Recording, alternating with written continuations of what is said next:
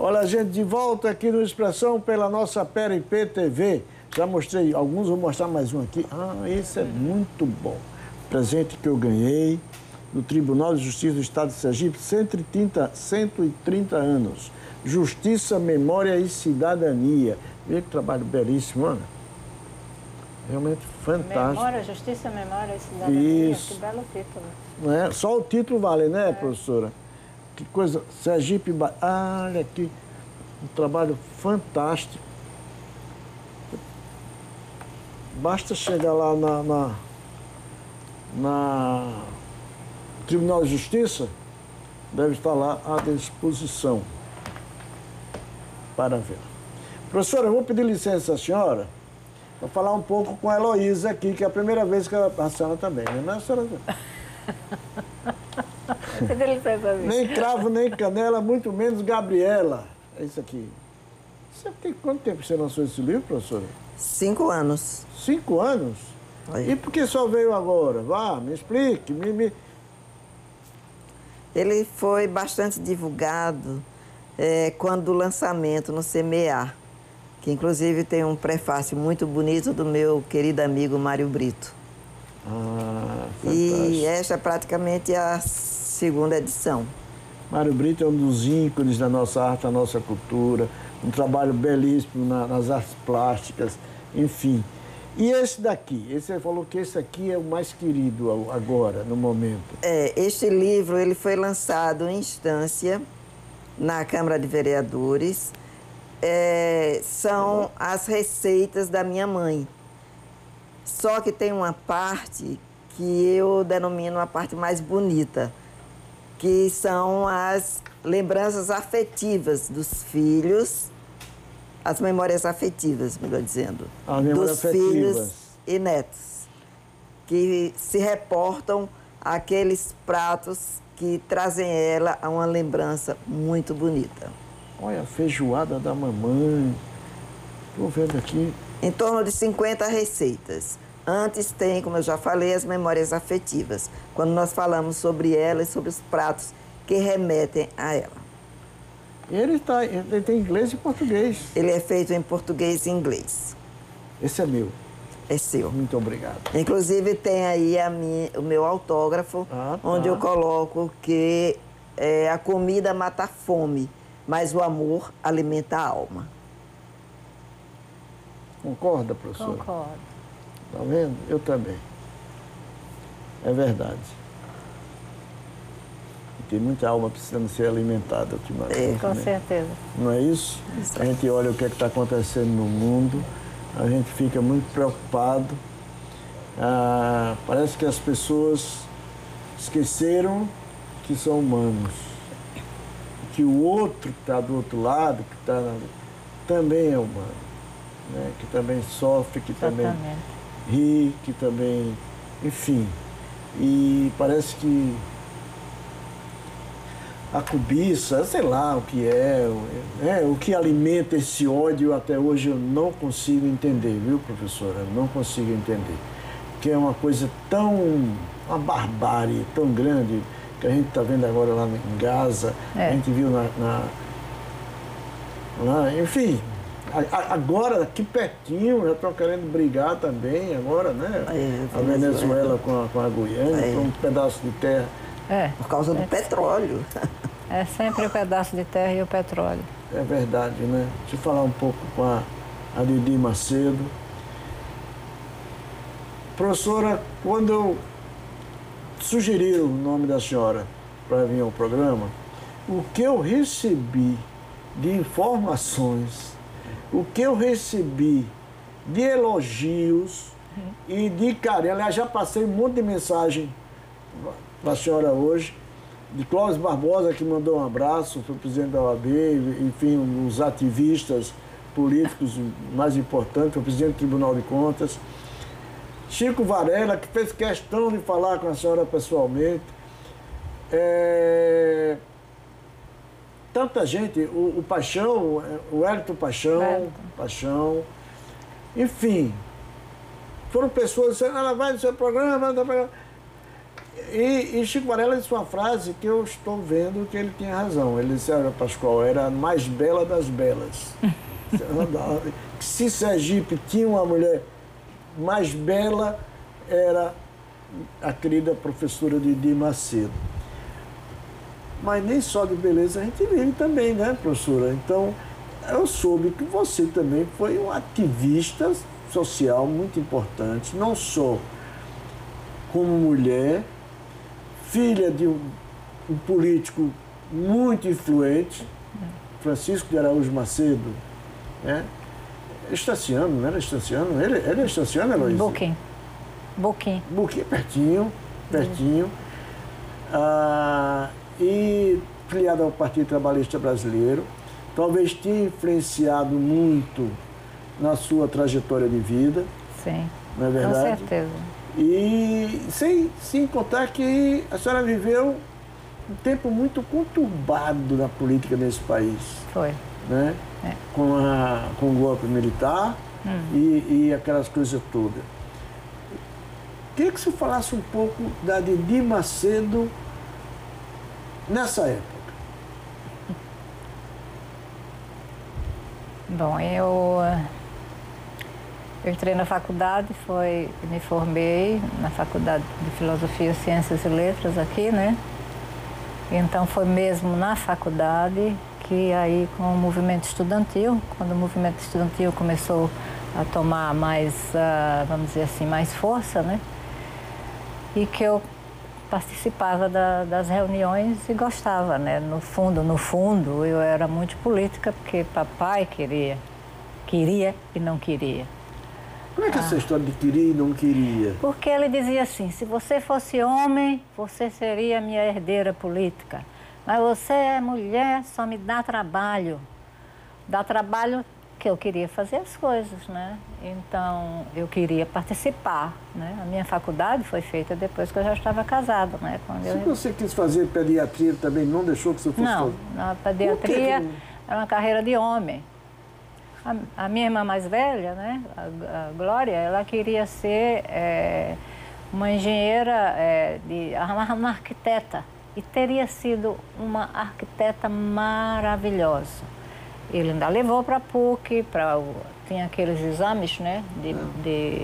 Tipo vestibular, né? Tem um pré-vestibular, né? Então, uma semana só. Aí ela se decidiu que não, porque só tem muito homem nessa sala. Então tinha aquele, né? Tinha muito preconceito. Muito preconceito. Ele tinha 3 filhas, o filho que podia ser o herdeiro era o mais novo, né? Então, quer dizer, ficaram essas meninas comigo no meio, né? Eu era do meio. A do meio tem, aliás, eu assisti um programa de televisão muitos anos atrás, já no Rio, que dizia assim, a criança do meio, ela em inglês ou ela sink ou swim, que significa, ou ela se afoga com a pressão, ou ela nada, né? Ela nada e se sobressai. Pelo jeito, eu preferi nadar. E continuo nadando. E como eu falei, era uma época muito complicada, né? Porque nós tivemos cerceado a nossa liberdade. Nós fomos proibidos de pensar. Né? A pessoa não podia pensar. Você imagina o que é isso. Muita gente hoje não sabe o que é isso. A juventude está hoje e às vezes as pessoas... Né? Eu vivi muito isso. Quando meu pai faleceu logo cedo, eu tinha 13 anos de idade. Meu pai era jornalista, também era um ativista político.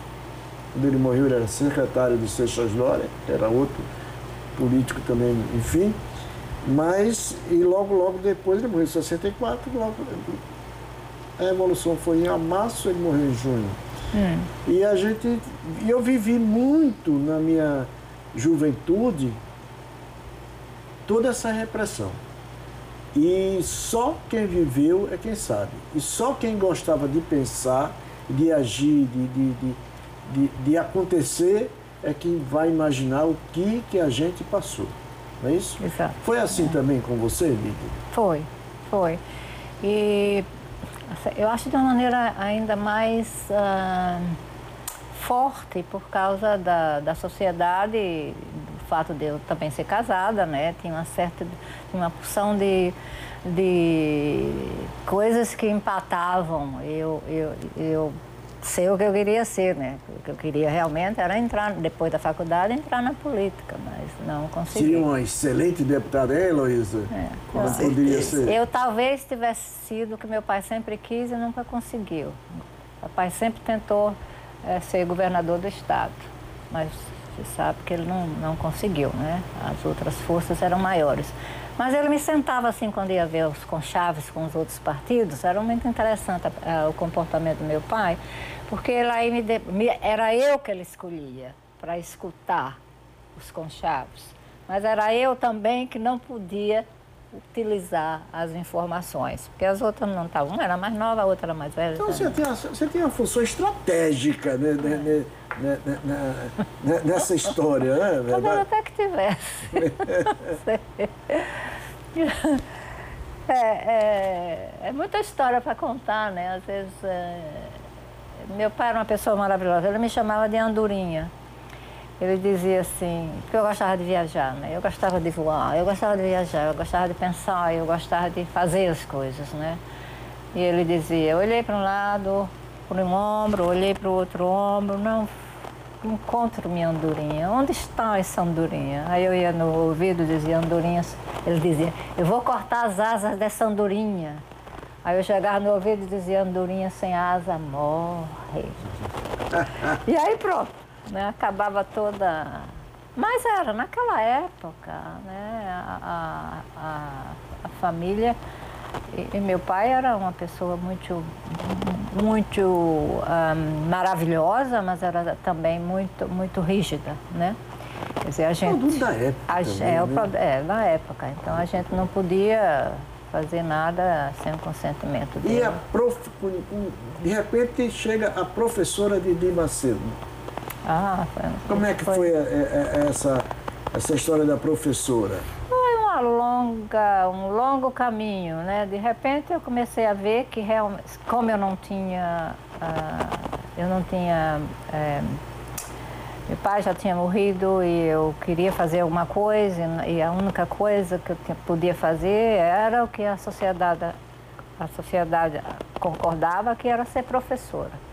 Eu já tinha o curso de pedagógico, né? Então eu podia ensinar na Jardim de Infância, né? Comecei pelo Colégio das Freiras, depois foi em outra escola. E assim eu fui devagarzinho, né? Ensinando devagarzinho tudo. E aí, como eu tinha o pedagógico, a madre superiora perguntou se eu queria ensinar no pedagógico. Eu me lembro que eu disse para ela, mas madre, eu só tenho pedagógico, como é que eu posso ensinar no pedagógico? Ele disse, não, eu lhe dou 2 semanas para você se preparar. 2 semanas. Tá, ok. Então ela me deu 2 semanas para me preparar, não é? Tinha uma série de política dentro da família, né? Para eu poder sair e ensinar, né? Porque não era parte do casamento que eu ensinasse.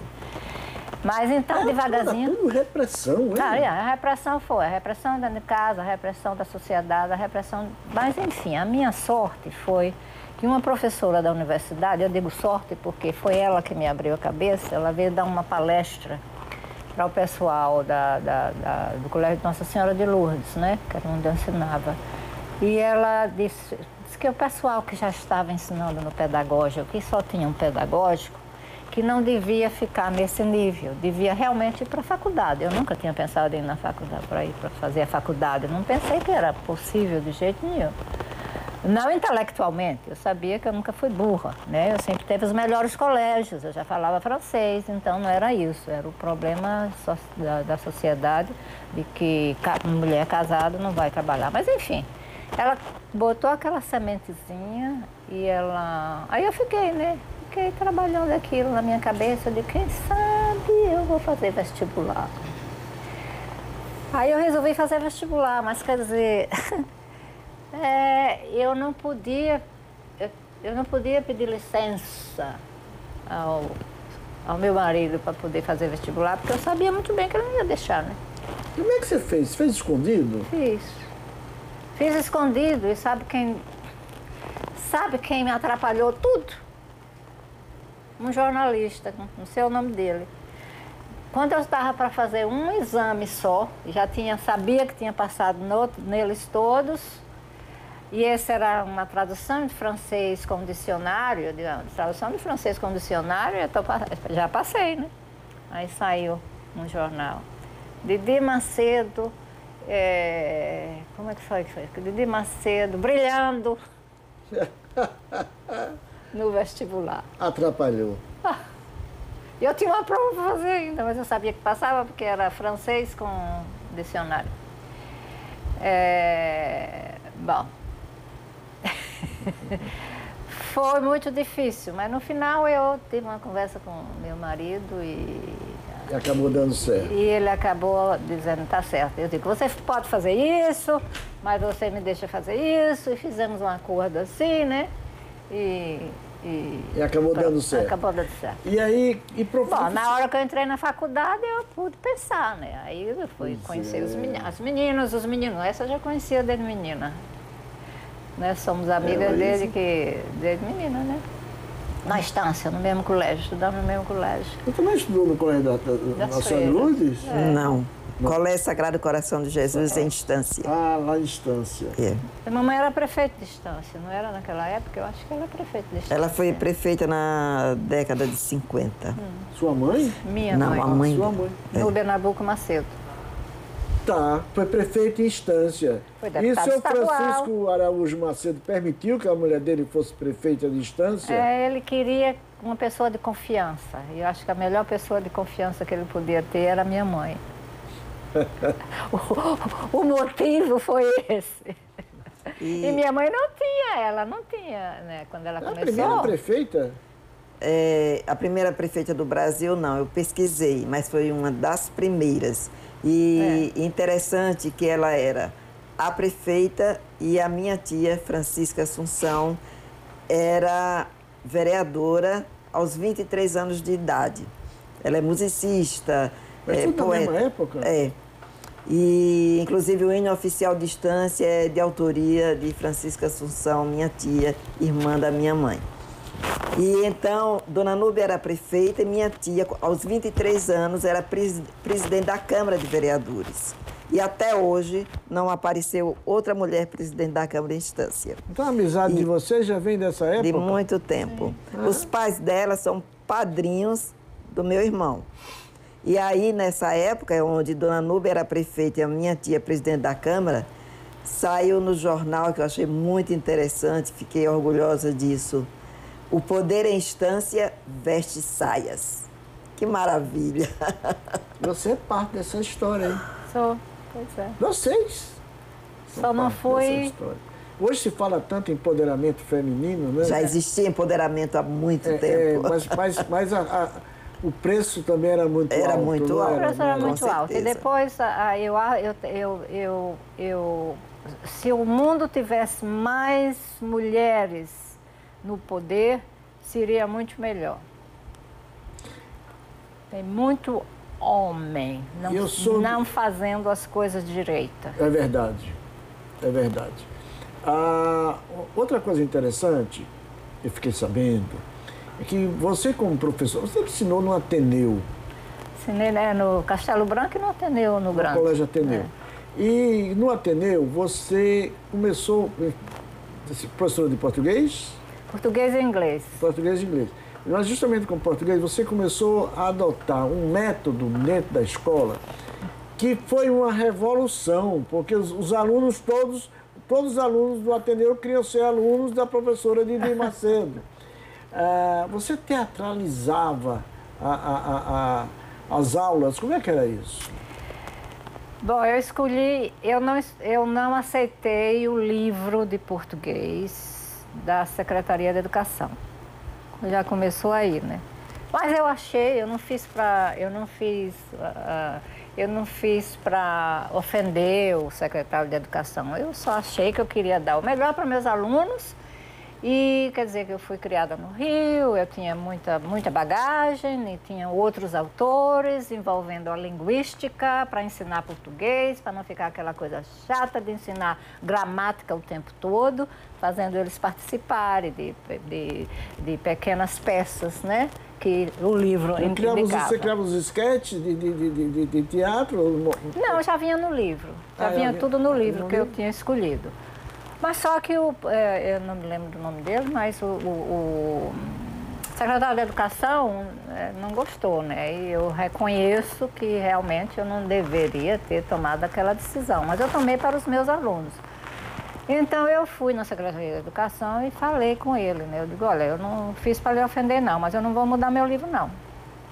O livro vai ser esse, porque esse é o melhor para os meus alunos. Se você quiser, me demita, mas eu não vou mudar meu livro.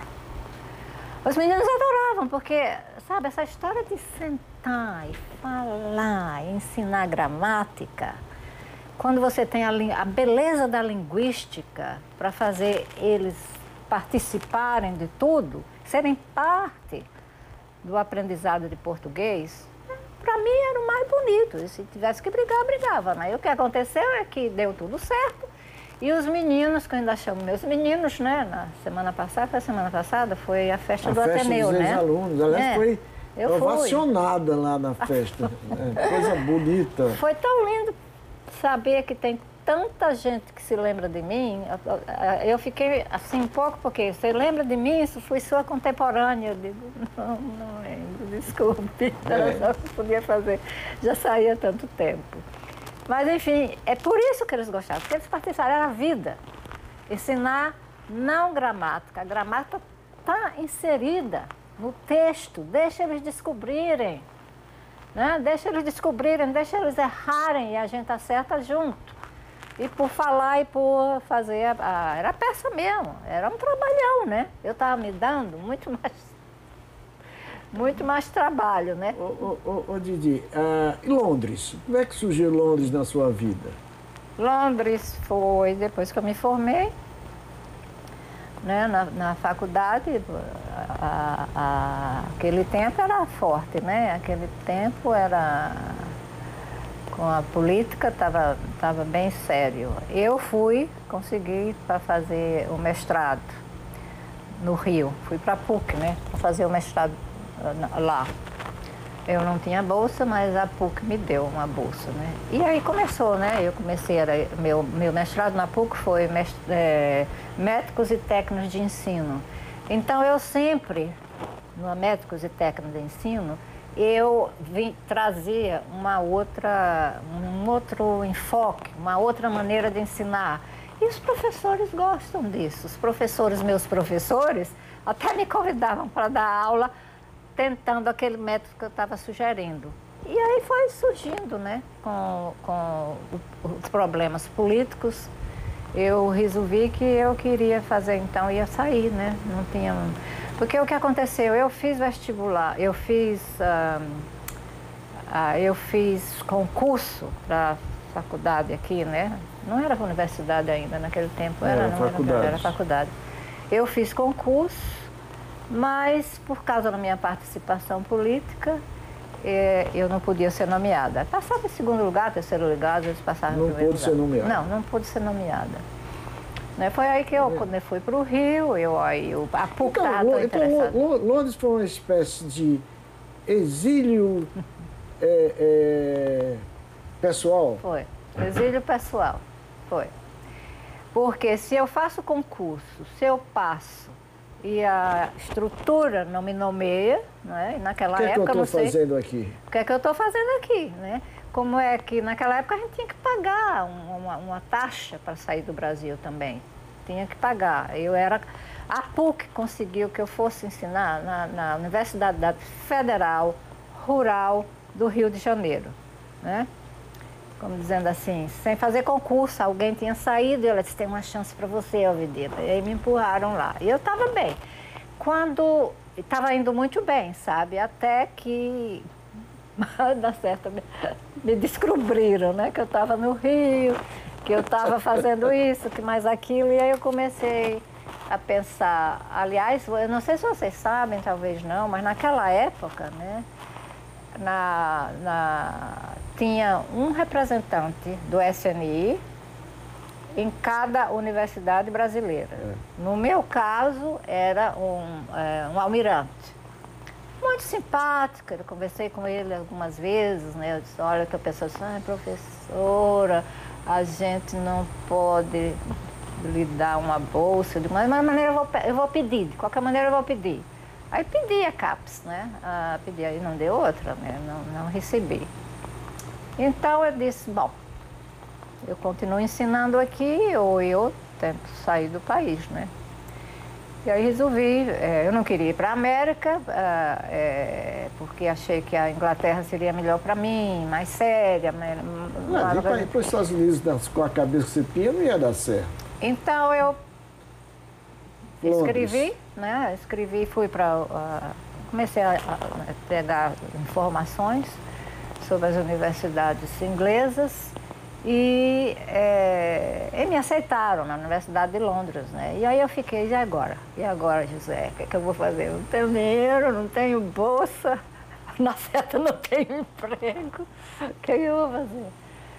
Aí, eu não sei se eu posso falar isso, mas eu vou dizer como é que eu saí do Brasil, porque eu acho que muita gente não sabe, né?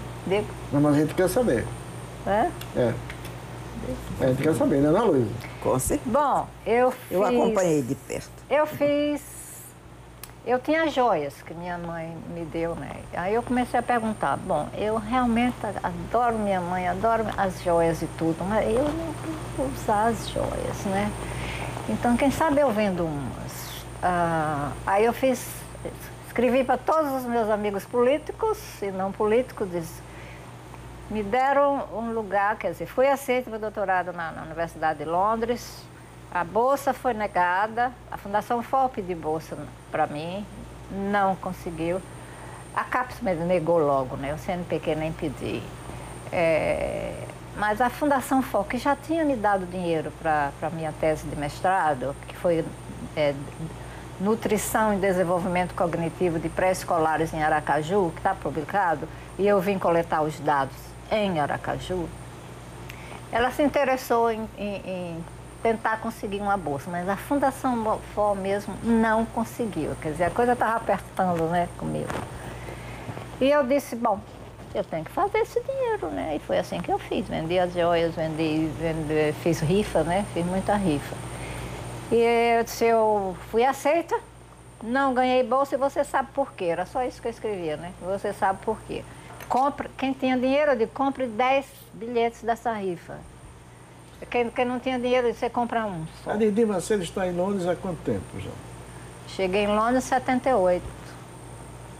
78? 45 anos. 45 anos. Morei na Escócia por 34 anos, 35 anos. Professora, eu queria ter um programa inteirinho aqui para a gente conversar. Mas desculpa, a produção já foi 2 vezes ali me avisar, olha o tempo. E, infelizmente a gente não tem esse tempo todo. Tá bem. Mas eu estou muito feliz em tê-la aqui. Para mim foi uma honra muito grande, não só para mim, eu acho que para o sergipano, saber conhecer um pouco da Didi Macedo. Uma mulher que viveu além do seu tempo. Você estava muito além do seu tempo. Quando a gente fala hoje, né, Luísa, de empoderamento feminino, você já exercitava isso na prática. E de uma forma muito competente, muito determinada, né? E isso, eu acho que só isso basta, né, para que você seja tão ovacionada e reverenciada como foi na festa dos ex-alunos do Ateneu. Eu estava tocando na banda, estava ali pertinho de você, né? E não quis atrapalhar, não. Eu podia ter chegado lá, amanhã, semana você vai me dar entrevista no programa, não, deixa lá, eu falo com ela lá quando chegar na TV. E, enfim, parabéns a você, parabéns pelo seu trabalho, pela sua determinação, por tudo que você fez por esse Estado, pela educação, por seus alunos, Pensa que não existem ex-alunos, né? Eles serão alunos sempre, né? A vida inteira serão seus alunos. Eu ainda chamo meus meninos. Seus meninos, parabéns a esses meninos que tiveram o privilégio de ter Didi Macedo como professora. Obrigado por ter vindo ao programa, uma honra muito grande. Obrigada, senhor, por me convidar. Não chama de senhor. Não, obrigada a você por me Agora, convidar. melhorou. Heloísa, parabéns. Vou aqui agora, vou entregar a dona Júlia. Vai ter comida diferente lá em casa agora a partir das doçuras de dona Ana, da Lady Ana, né? É uma homenagem que você faz à sua mãe, né, Heloísa? Exatamente. Maravilha. E merece todas as homenagens. E abro parênteses para dizer que ela, eu já advogada, e ela fez vestibular para a Universidade Federal de Sergipe. Que coisa bonita, né? E saiu num jornal aqui, a mais idosa vestibulanda. Tem tanta história para contar, E da próxima vez traz um Giló com violão aqui para a gente fazer uma... Não tenha dúvidas, ele está com músicas novas, lindas, sobre maravilha. Sergipe, Aracaju. Gente, obrigado. Obrigada a vocês. Uma honra muito grande. Prazer Bom, conhecê-los. gente, para encerrar o programa, nós vamos encerrar com música. A gente começou com música, vamos encerrar com música. Mais um pouco do Paulinho Araújo para vocês. Lembrando que sexta-feira a gente está de volta, às 8 da noite. A reprise no domingo, 11 horas. 11 horas, é isso, Bia? 11 horas a nossa reprise no domingo. Vocês ficam então com Paulinho Araújo e o show Arrudei. Tchau.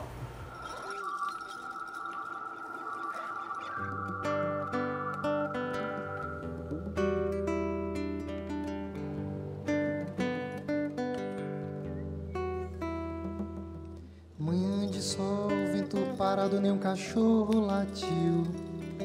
Dia dos namorados, sem nuvens no céu, São Pedro previu. Praia de dia, suor e calor e calor. Há de ter botos no mar, há de ter, eu vou olhar, há de ter.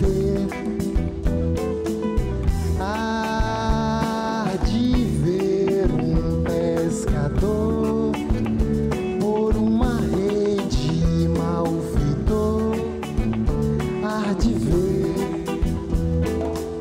Senhor pescador, vá pescar em alto mar. Senhor pescador, vá pescar em alto mar. Senhor pescador, vá pescar em alto mar. Botou na rede, se remexeu, ninguém ouviu. Semana de feriado, muita gente sorriu.